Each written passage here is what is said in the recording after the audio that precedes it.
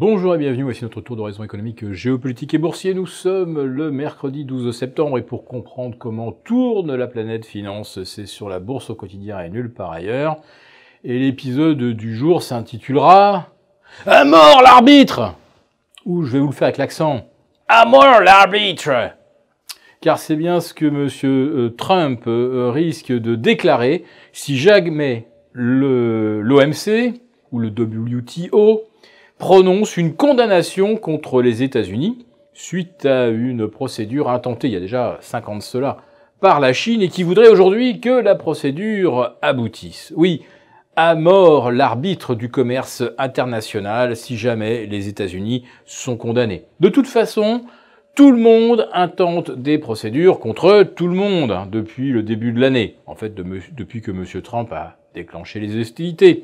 Alors les États-Unis ont déposé plein de recours contre la Chine pour vol de propriété intellectuelle, pour dumping. Tiens, aurait-on découvert que la Chine faisait du dumping depuis 2002 ?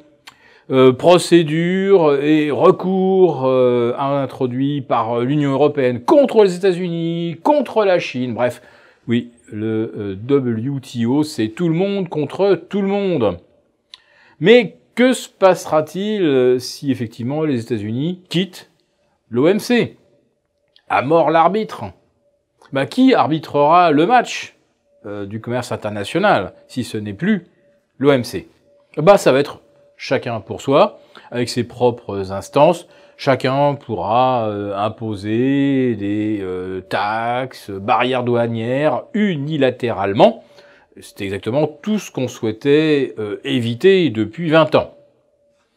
Alors les États-Unis, eux, se sentent en position de force. Tant mieux pour eux. Mais quid de ceux qui vont se retrouver en position de faiblesse? Mais je dirais que c'est même pas là le débat. Le fond du problème, c'est que sans arbitre, tout peut arriver. De l'anti-jeu, naturellement. Des fautes terribles en pleine surface de réparation. Et ça rend, en fait, le match extrêmement imprévisible. Alors, le problème des surtaxes douanières, certes, ça fait pas plaisir. Mais ce qui est pire pour les marchés, c'est de ne plus savoir où on s'en va. De ne plus savoir si on peut faire des projections de 3, 4, 5 ans sur des bénéfices qui risquent d'être remis en cause par des barrières douanières, par des sanctions, par des mesures protectionnistes. Oui, le commerce mondial, ça risque de redevenir une jungle. Et ça, curieusement, les marchés n'en prennent toujours pas la mesure. Pas plus d'ailleurs qu'ils ne prennent la mesure du creusement des déficits aux États-Unis. On en est à plus 900 milliards depuis octobre 2017, c'est-à-dire depuis en fait le collectif budgétaire 2017-2018. On va probablement atteindre la barre des 1000 milliards d'ici octobre. Et puis, n'oublions pas, l'augmentation des dépenses d'armement décidées par Donald Trump. Alors il y a déjà 10% de hausse qui ont été intégrés dans le déficit 2017-2018, mais il y en a 10 de plus à venir. Bref, on n'est pas sorti de l'auberge, et dans ces conditions, le manque de visibilité sur la façon dont les États-Unis vont se refinancer, là aussi, ça devrait angoisser les marchés. Alors quand je dis qu'il y a une incertitude, c'est pas tout à fait exact. On sait très bien ce qui se passera si les États-Unis ont besoin d'argent. Si jamais une adjudication se passe mal, la Fed, elle augmentera la rémunération du dollar. Et les prêteurs se précipiteront de nouveau aux États-Unis. Le problème, c'est qu'il y a aussi les emprunteurs à l'intérieur des États-Unis, dont je vous parlais hier dans ma chronique avec 3000 milliards de bébés.